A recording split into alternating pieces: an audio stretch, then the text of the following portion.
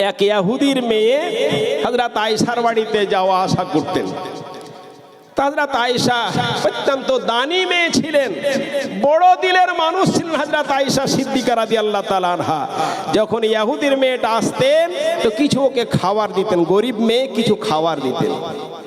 যখনই কিছু দিতেন ইহুদির মেয়ে বলতো, রব্বুল আলামিন তুমি আয়েশাকে কবর আযাব থেকে বাঁচিয়ে নিও।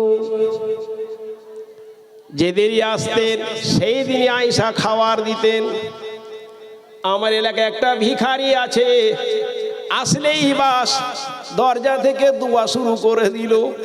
দরজা থেকে দোয়া, আল্লাহ আমার মাওলানা ভাইকে সুখে রাখিও, আল্লাহ আমার মাওলানা ভাইয়ের পরিবারকে সুখে রাখিও, আল্লাহ আমার মাওলানা ভাইয়ের ছেলে মেয়েকে সুখে রাখিও।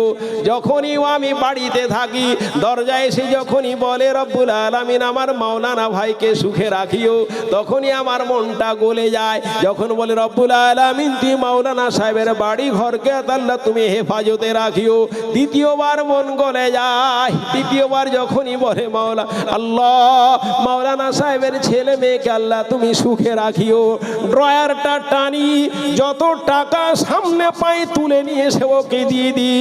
আমার মনে হয় ও যত দোয়া করে প্রতিদিন যদি আসে আর প্রতিদিন দোয়া করে যেন মন খুলে তাকে দান করি। হযরত আয়েশা সিদ্দিকা রাদিয়াল্লাহু তাআলা আনহা ইহুদির মেয়েকে যখনই আসতেন দিতেন, ইহুদির মেয়ে দোয়া দিত, রব্বুল আলামিন তুমি আয়েশাকে কবর আযাব থেকে বাঁচিয়ে নিও, আয়েশা কবর আযাব থেকে বাঁচিয়ে নিও।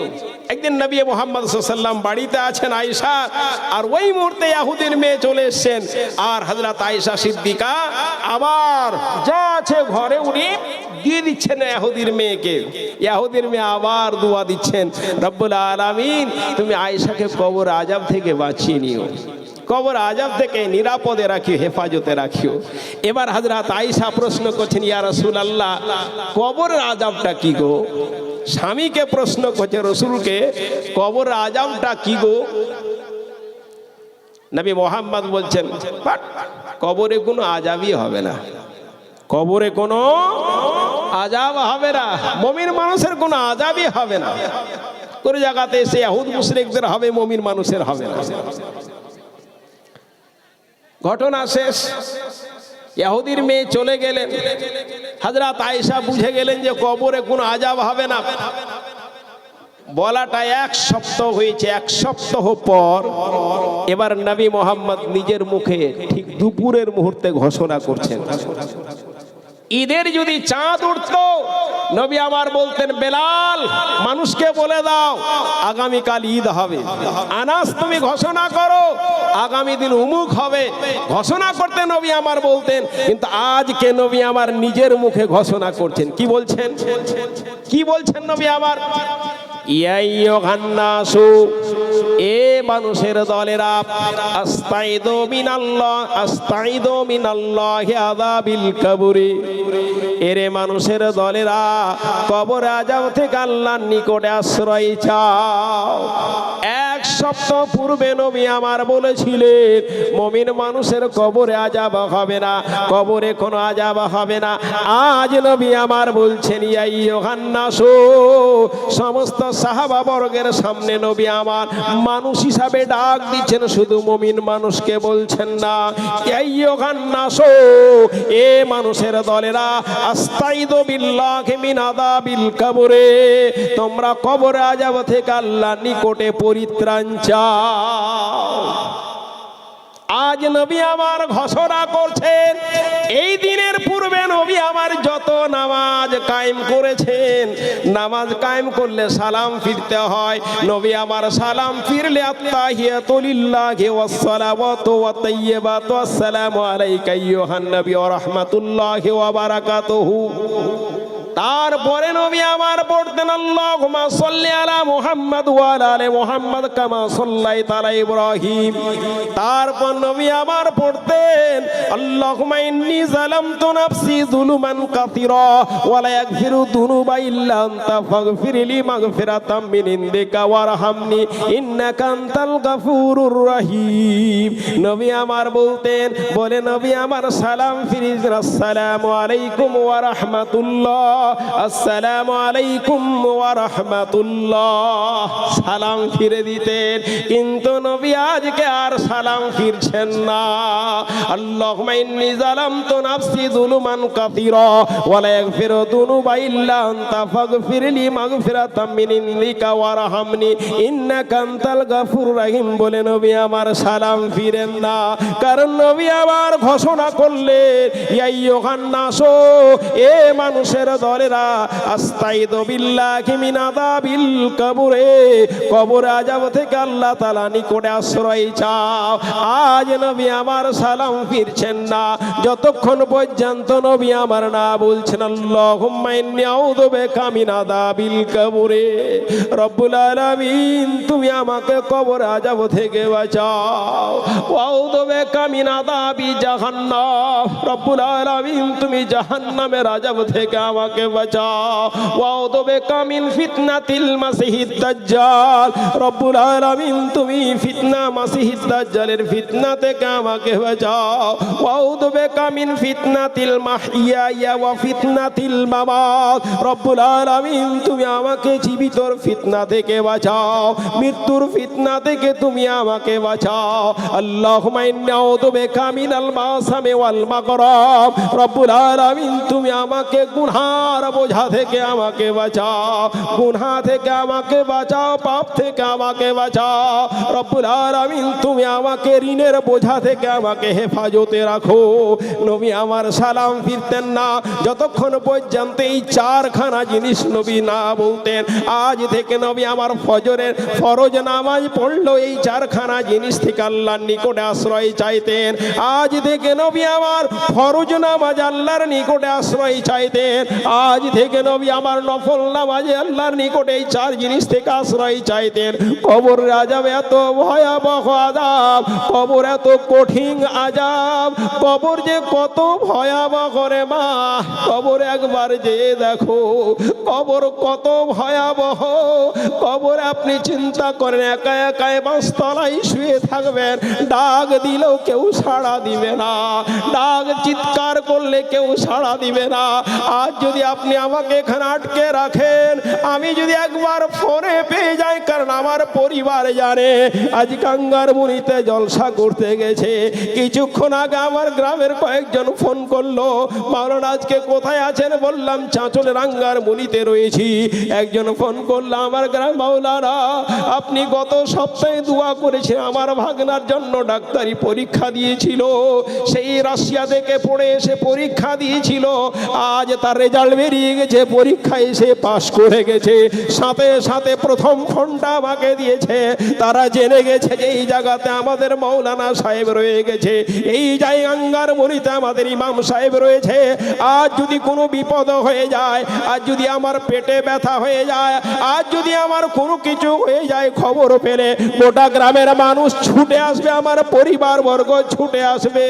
কবর এমন একটা জায়গা, বিপদে পড়ে গেল ডাক দিলে কেউ যাবে না, বাবা ডাক দিলেও যাবে না, মা ডাক দিলেও যাবে না। কবর এত ভয়াবহ জায়গা, তাই তো নবী আমার বললেন, এরে আনসারি সাহাবী শুনো, সবচেয়ে জ্ঞানী মুমিন সেই মুমিন আকসারহুম লিল মাউতে যিকরা, যারা বেশি বেশি মৃত্যুকে স্মরণ করে, ওয়া মা বাদাহু ইস্তেদাদ, এবং তারপর মৃত্যুর জন্য তৈরি হয়ে থাকে। উলাইকা লাকবাস, এরাই হচ্ছে চতুর এবং চালাক মুমিন, এরাই চতুর এবং চালাক মুমিন। কবর কত ভয়াবহ, এই জন্য মা কবরকে স্মরণ করুন, মৃত্যুকে আপনি তৈরি হয়ে যান, মৃত্যুর জন্য প্রস্তুতি আপনি নেন, কারণ মরতে আপনাকে হবে।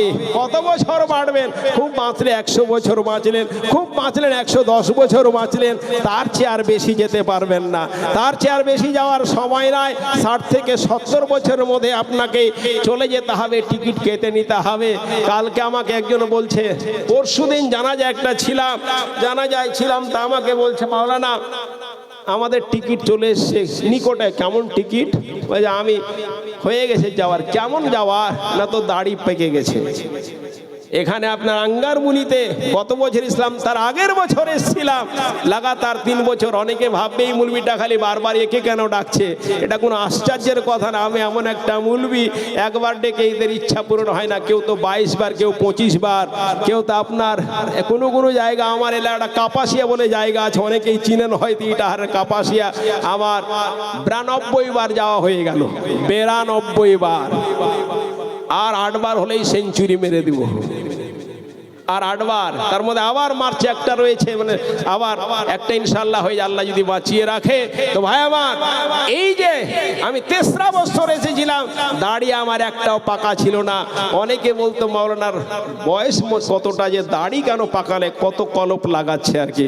তা আমি কোনোদিন আমার দাড়িতে কলপ লাগাইনি, কিন্তু আমার এই লকডাউনের পর থেকে আবার আসার দিয়ে দিয়েছে নবী মুহাম্মদ সাল্লাল্লাহু আলাইহি ওয়াসাল্লাম। দাড়ি যখন পাকতে শুরু হয়ে গেল, কয়েকটা দাড়ি পেকে গেল, নবী আমার বুঝতে পারলেন আমার আয়ু শেষ হয়ে গেছে। নবীর ওপর সূরা নাসর অবতীর্ণ হয়ে গেল, ইদা জা নাসরুল্লাহি ওয়াল ফাতহ ওয়া রাআইতান নাসা ইয়াদখুলুনা ফি দীনিল্লাহি আফওয়াজা ফাসাব্বিহ বিহামদি রাব্বিকা ওয়াস্তাগফির ইন্নাহু কানা তাওয়াবা।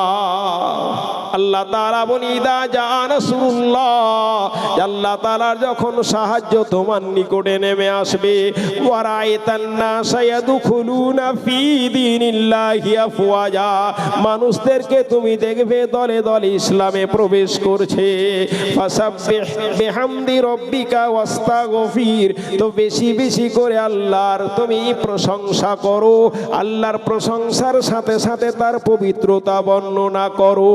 ইন্নাহু ওয়াস্তাগফির, আল্লাহ তাআলা নিকটে ক্ষমা চাও, গুনার জন্য ক্ষমা চাও। ইন্নাহু কানা তাওয়াবা, আল্লাহ তাআলা তোমাকে ক্ষমা করে দিবে। এরে মা, বয়স যখন বেশি হয়ে যাবে, স্মরণ করো, বেশি বেশি আল্লাহর প্রশংসা করো, আল্লাহর পবিত্রতা বর্ণনা করো। ওয়াস্তাগফির, আল্লাহ তাআলার নিকটে ক্ষমা চাও, ক্ষমা চাও, বারবার আস্তাগফিরুল্লাহ পড়ো। আল্লাহ তাআলা বেশি আপনাকে নামাজ পড়তে বলে না, বেশি রোজা রাখতে বলে না, বেশি যাকাত দিতে বলে না, বেশি হজ করতে আপনাকে বলে না। আল্লাহ তাআলা একটা জিনিস আপনাকে বেশি বেশি করতে বলছেন, সেটা হচ্ছে আল্লাহর জিকির এবং আজকার। ইয়া আইয়ুহাল্লাযীনা আমানু যকুরুল্লাহা যিকরান কাসীরা ওয়াসাব্বিহুহু বুকরাতাও ওয়াসিলা। এর আমার বান্দারা, আল্লাহকে বেশি বেশি স্মরণ করো, আল্লাহকে বেশি বেশি স্মরণ করো, সকালে স্মরণ করো, সন্ধ্যায় স্মরণ করো। যতগুলো জিকির আজকার রয়েছে, যতগুলো দোয়া রয়েছে, যতগুলো ইস্তেগফার রয়েছে, তার মধ্যে 5 থেকে 6 খানা ইস্তেগফার বেশি বেশি যদি আদায় করেন, সমস্ত জিকির এবং আদায় দোয়া সমস্ত নিচড় আপনার হয়ে যায়, সমস্ত নিচড় হয়ে যায়। তার মধ্যে আপনার রব্বুল আলামিনের নবী হযরতে মুহাম্মদের উপর বেশি বেশি করে দুরূদ পড়ো, বেশি বেশি করে দুরূদ পড়ো নবীর উপরে। নবী আল্লাহ তাআলার নবী জনাবে মুহাম্মদ রাসূলুল্লাহ সাল্লাল্লাহু আলাইহি ওয়াসাল্লাম বলছেন, মান সাল্লা আলাইয়া সালাতান ওয়াহিদাতান, যারা আমার উপরে একবার দুরূদ পড়বে, নবী মুহাম্মদ বলছেন সাল্লাল্লাহু আলাইহি আশারা সালাওয়াতিন, আল্লাহ তাআলা তার উপরে 10 খানা রহমত নাজিল করবে। একবার নবীর উপরে আপনি দুরূদ পড়ুন, আল্লাহ তাআলা আপনার উপর 10 খানা রহমত নাজিল করবে। অন্যদিকে আল্লাহ তাআলা নবী হযরতে মুহাম্মদ সাল্লাল্লাহু আলাইহি ওয়াসাল্লাম বললেন, ওয়া হুত্তাতান ওয়া আশারা খাতিয়াতিন, তোমার 10টা গুনাহ আল্লাহ তাআলা ক্ষমা করে দিবেন। ওয়া রুফিয়াত আলাইহি আশারা দারাজাতিন, আল্লাহ তাআলা তোমার 10 জায়গাতে সম্মান বৃদ্ধি করবে। নবীর উপর একবার যদি আপনি দরুদ পাঠ করুন, আল্লাহুম্মা সাল্লি আলা মুহাম্মদ মুহাম্মাদ ওয়া আলা আলি মুহাম্মাদ কামা সাল্লাইতা আলা ইব্রাহিম ওয়া আলা আলি ইব্রাহিম ইন্নাকা হামিদুম মাজিদ আল্লাহুম্মা বারিক আলা মুহাম্মাদ ওয়া আলা আলি মুহাম্মাদ কামা বারাকতা আলা ইব্রাহিম ওয়া আলা আলি ইব্রাহিম ইন্নাকা হামিদুম মাজিদ। একবার দুরূদ পাঠ করলে 10 বার তোমার উপর আল্লাহ রহমত নাজেল হবে। রহমত কাকে নাজেল হওয়া বলে? রাত্রে আমি বাইক নিয়ে আসি, আমার পক লাইট জ্বলে, পক লাইট আমার জ্বলে, পক লাইটে চলে চলে আমার অভ্যাস, হঠাৎ পক লাইট কেটে গেছে, এটা হাত থেকে বেরিয়ে আমি যখন চাঁচলের পহড়িয়াতে আসি, রহমান রহমান বলে একজন ছেলে বাইক ঠিক করে, আপনার বাইকের মেকার রয়েছে। আমি দাঁড়ালাম, বললাম যে এখানে পক লাইট আপনি তাড়াতাড়ি জ্বলছে না, ঠিক করে দেন। বলতে মাওলানা 1/2 ঘন্টা দেরি হয়ে এদিক ওদিক করার পর বলছে আপনাকে সম্পূর্ণ খুলতে হবে, 1/2 ঘন্টা দেরি হতে পারে। আমি 1/2 ঘন্টা বলে যদি 1 ঘন্টা ইনকেস হয়ে যায়, আমার জালসায় যাওয়াটা দেরি হয়ে যাবে। বলছে আপনি তাহলে আজকে যান, আবার আসেন, আপনাকে ঠিক করে দিব। আস্তে আস্তে যাই, আমি যেহেতু পক লাইটে চলে